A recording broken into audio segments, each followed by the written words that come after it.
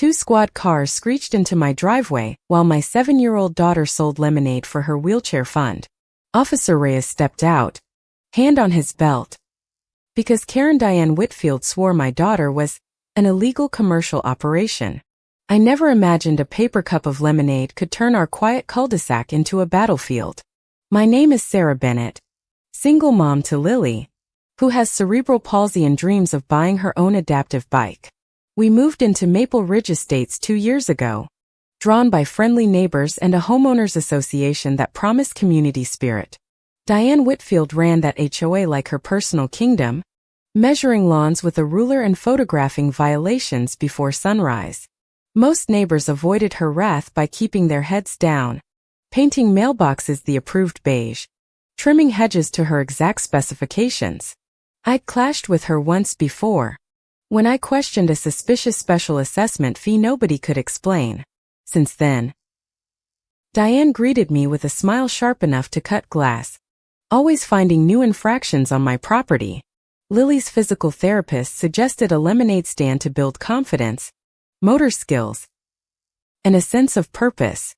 We set up one folding table Saturday morning, a hand-painted sign, and a cash box decorated with butterflies.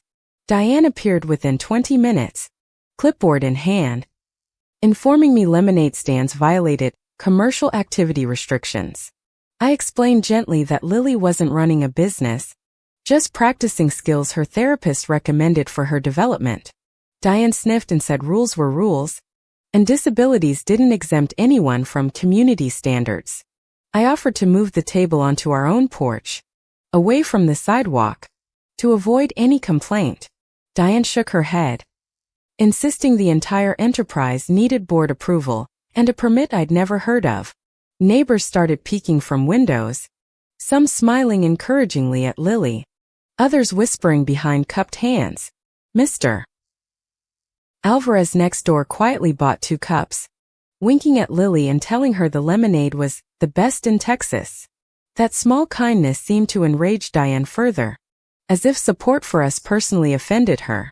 She snapped photos of our table, our sign, even Lily's wheelchair, muttering about setting a precedent.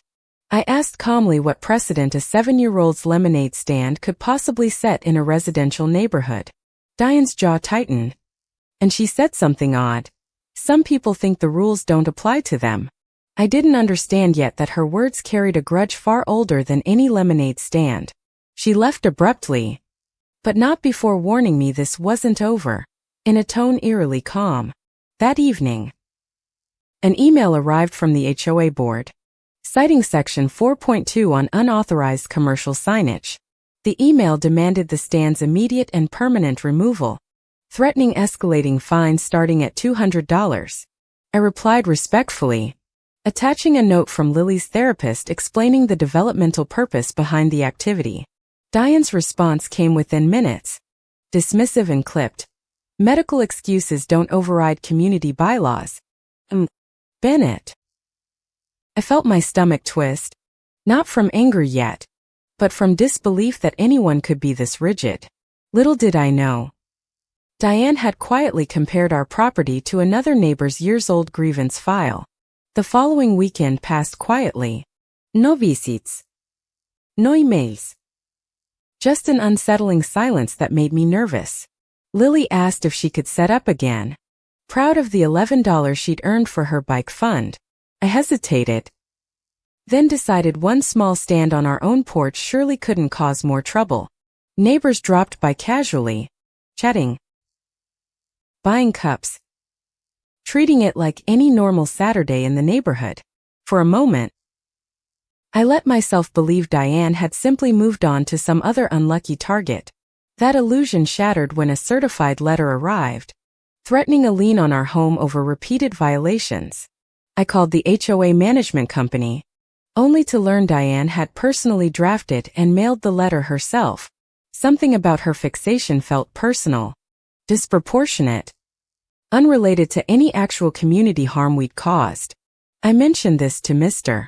Alvarez, who hesitated, then admitted Diane once had a daughter with special needs too. His words landed strangely, planting a question I couldn't yet answer. Why would that make her crueler? Not kinder. I requested a formal hearing before the HOA board to contest the fines and lien threat. Then, as board president, controlled the hearing schedule and conveniently delayed it for 6 agonizing weeks. During that wait, she circulated a neighborhood flyer implying my unauthorized business endangered children's safety. Parents I'd known for years suddenly avoided eye contact, uncertain what to believe about our family. Lily noticed the cold shoulders and asked me quietly why nobody waved at us anymore. I bit back tears, telling her adults sometimes made mistakes, and this would eventually get sorted out. I began keeping records, screenshots, emails, timestamps, sensing I might need proof of harassment later. A neighbor named Priya slipped me a note. Check the HOA financial disclosures from last year. Sarah. I didn't understand her warning yet, but I tucked it away, filing it beside my growing folder. Diane escalated again, this time reporting our recycling bins as improperly stored, another petty violation notice. Each new complaint arrived like clockwork, always signed personally by Diane, never routed through normal channels. I realized the entire board seemed to rubber stamp whatever Diane presented, too intimidated to question her. One trustee, Mr. Okafor, apologized privately, admitting he feared retaliation if he ever opposed her publicly. His fear told me everything about how deeply Diane's control had poisoned this community's sense of fairness. The hearing finally arrived, held in a stuffy clubhouse room lined with Diane's framed Volunteer of the Year awards. She presented photos of Lily's lemonade stand alongside unrelated images of graffiti, framing us as neighborhood decline itself. I calmly presented the therapist's letter, our photos, and the fact no ordinance actually banned children's stands. Diane interrupted repeatedly, twisting my words, insisting I was manipulating sympathy, using my daughter's disability. That accusation stung deepest, because it revealed how little humanity remained beneath her polished HOA persona. The board, cowed by her presence, voted 3-2 to uphold the fines despite weak evidence. Furious but composed, I announced I'd escalate the matter through legal channels and disability rights organizations. Diane's confident smile flickered for just a second, though she quickly masked it with practiced composure. That Saturday, Lily set up her stand again, determined not to let anyone steal her joy. Diane arrived personally this time, physically blocking Lily's table with her own body, shouting about defiance. A neighbor started filming, capturing Diane yelling inches from a child in a wheelchair over lemonade. Diane, unaware of the phone, threatened to call the police, calling Lily's stand an illegal blockade. True to her word, she dialed, reporting a disturbance and demanding immediate police intervention on our street.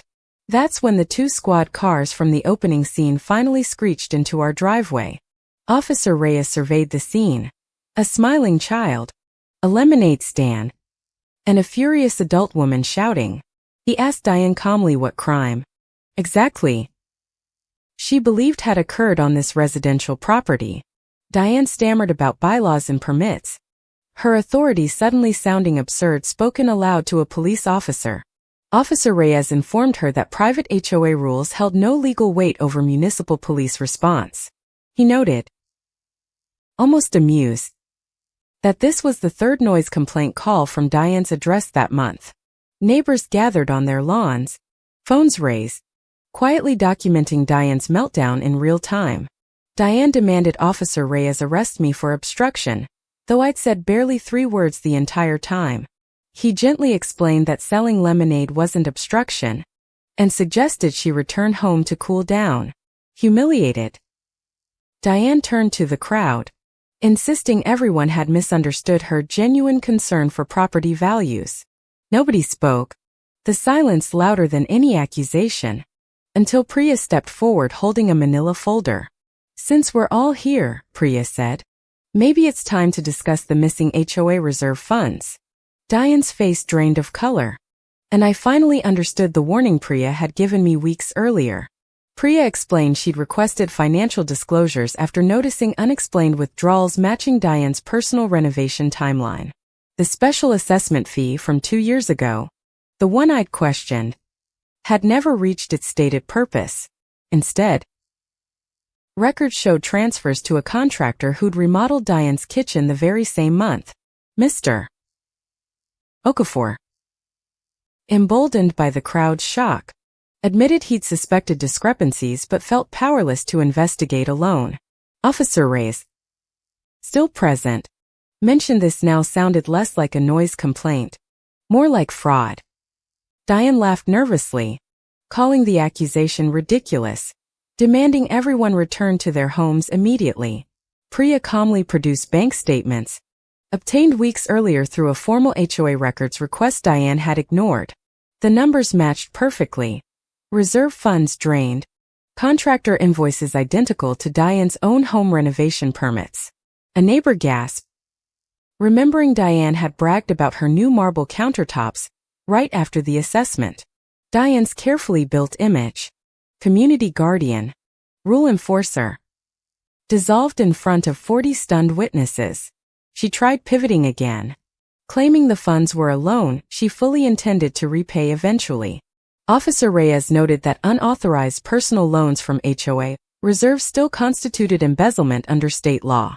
Diane's voice cracked as she insisted she'd only wanted to make the neighborhood beautiful, worthy of respect. I stepped forward then, holding Lily's hand, and asked why beauty required crushing a disabled child's confidence. Diane had no answer, only silence, her clipboard finally falling limp against her side. Officer Reyes explained he'd need to file an official report, to the county's financial crimes unit. Within days, the HOA board called an emergency meeting, this time without Diane presiding over anything. Financial auditors confirmed over $30,000 misappropriated across 2 years of special assessments and repairs. Diane was formally removed from the board, banned from future HOA positions per unanimous community vote. Local news picked up the story. HOA president called cops on disabled girl, got exposed for fraud. Diane faced criminal charges for embezzlement, plus a lawsuit from the HOA seeking full restitution. Her once pristine reputation crumbled faster than any lawn she'd ever measured with her ruler. Neighbors who'd stayed silent for years finally spoke up, sharing their own stories of quiet intimidation. Mr. Okafor became interim president, promising transparency, kindness, and an actual review of outdated bylaws. The community rallied around Lily, turning her lemonade stand into a monthly charity event supporting adaptive sports. Within a month, donations covered not just her bike, but equipment for 3 other neighborhood children too. Lily still sells lemonade every Saturday, proof that kindness, patience, and courage always outlast someone else's cruelty. Vandy.